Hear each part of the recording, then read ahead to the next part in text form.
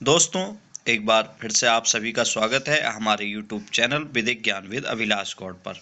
आज हम मानव अधिकार के अंतर्गत ही एक टॉपिक है उसके बारे में पढ़ेंगे और जानेंगे कि उसके क्या महत्व हैं, उसके क्या उद्देश्य हैं।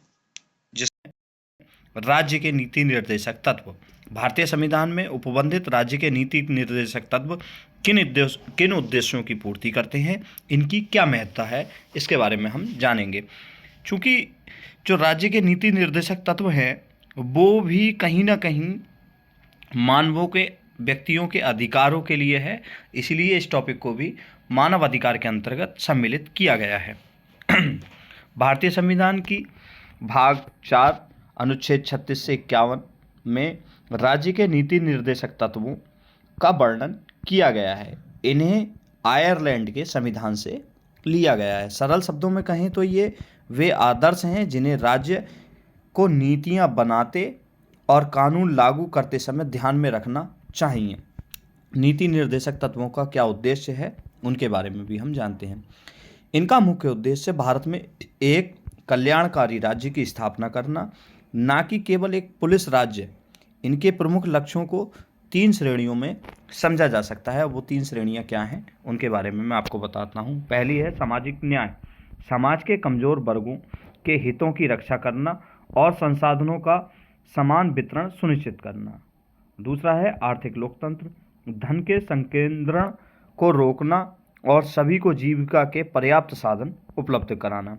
गांधीवादी आदर्शों की स्थापना करना, ग्राम पंचायतों का गठन, कुटीर उद्योगों को बढ़ावा और नशीले पदार्थों पर रोक। ये इसके मुख्य नीति निर्देशक तत्वों के मुख्य उद्देश्य हैं। आगे जानते हैं दूसरा बिंदु, नीति निर्देशक तत्वों का वर्गीकरण। संविधान में इनका औपचारिक वर्गीकरण नहीं है, लेकिन वैचारिक आधार पर इन्हें 3 भागों में बांटा जा सकता है: समाजवादी सिद्धांत, गांधीवादी सिद्धांत और उदार बौद्धिक सिद्धांत। समाजवादी सिद्धांत के अंतर्गत क्या क्या आता है, इसके बारे में जानते हैं। ये समाज में समानता लाने पर जोर देते हैं। इसके अंतर्गत कौन कौन से अनुच्छेद हैं जो इस पर जो समाजवादी सिद्धांत पर जोर देते हैं? अनुच्छेद 38 जो कहता है लोक कल्याण की अभिवृद्धि के लिए सामाजिक व्यवस्था बनाना। अनुच्छेद 39 पुरुषों और स्त्रियों को समान कार्य के लिए समान वेतन और संसाधनों का उचित वितरण। अनुच्छेद 41 काम, शिक्षा और लोक सहायता पाने का अधिकार। खा बिंदु है गांधीवादी सिद्धांत। ये गांधी जी के ग्राम स्वराज के स्वप्न पर आधारित है। अनुच्छेद 40 कहता है ग्राम पंचायतों का संगठन या ग्राम पंचायतों का गठन। अनुच्छेद 43 ग्रामीण क्षेत्रों में कुटीर उद्योगों को प्रोत्साहन। अनुच्छेद 47 स्वास्थ्य के लिए हानिकारक नशीली दवाओं और शराब पर प्रतिबंध। उदार बौद्धिक सिद्धांत क्या है? अनुच्छेद 44 कहता है समस्त देश के लिए समान नागरिक संहिता यूनिफॉर्म सिविल कोड लागू होना चाहिए या यूनिफॉर्म सिविल कोड। अनुच्छेद 45 बालकों के लिए निःशुल्क और अनिवार्य शिक्षा का उपबंध। अनुच्छेद 50 कार्यपालिका से न्यायपालिका का पृथक्करण। अनुच्छेद 51 अंतर्राष्ट्रीय शांति और सुरक्षा को बढ़ावा देना।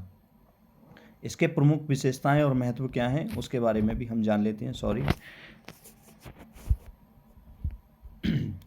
गैर न्यायोचित मौलिक अधिकारों के विपरीत यदि सरकार इनका पालन नहीं करती है तो आप अदालत नहीं जा सकते। अनुच्छेद 37 कहता है शासन के आधारभूत तत्व भले ही ये अदालत द्वारा लागू नहीं किए जा सकते, लेकिन देश के शासन में ये मूलभूत हैं।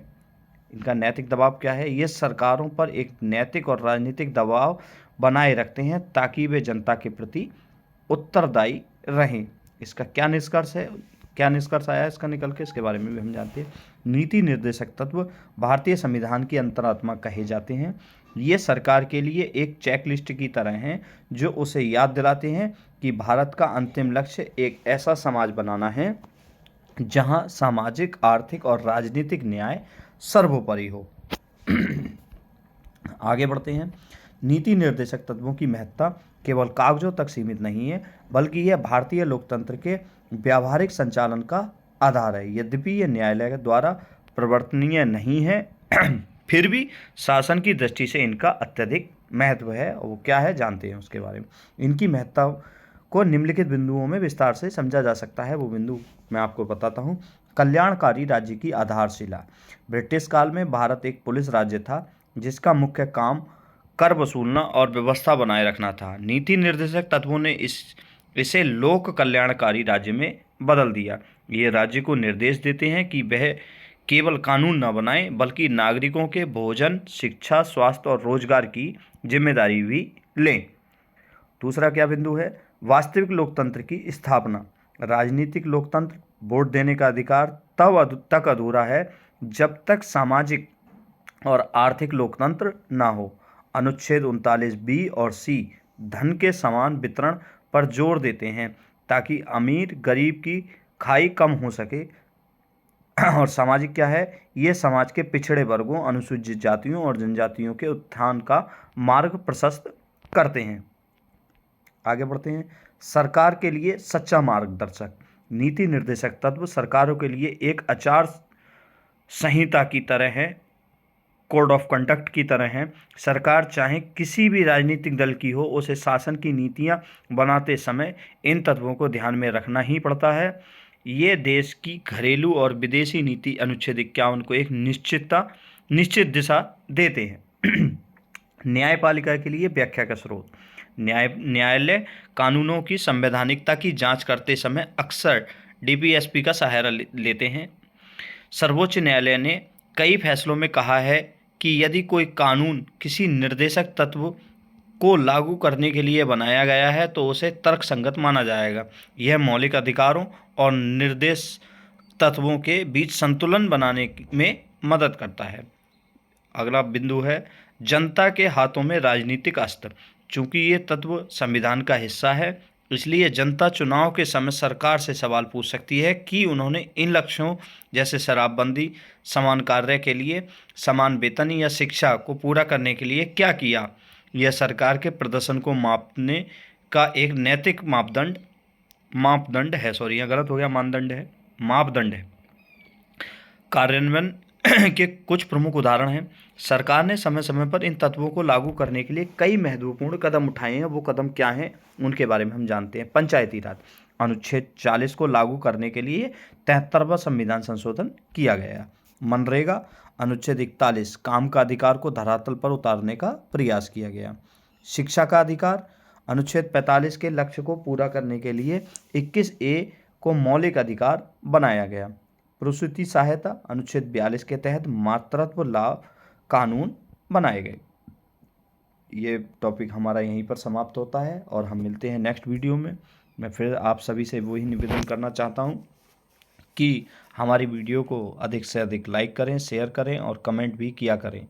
और अन्य किसी टॉपिक से संबंधित आपको कोई वीडियो चाहिए तो उसका भी कमेंट किया करें। मैं समय निकाल कर जल्द से जल्द उसे सरल भाषा में समझाने का प्रयास किया करूँगा। ठीक है, थैंक यू, धन्यवाद। मिलते हैं नेक्स्ट वीडियो में।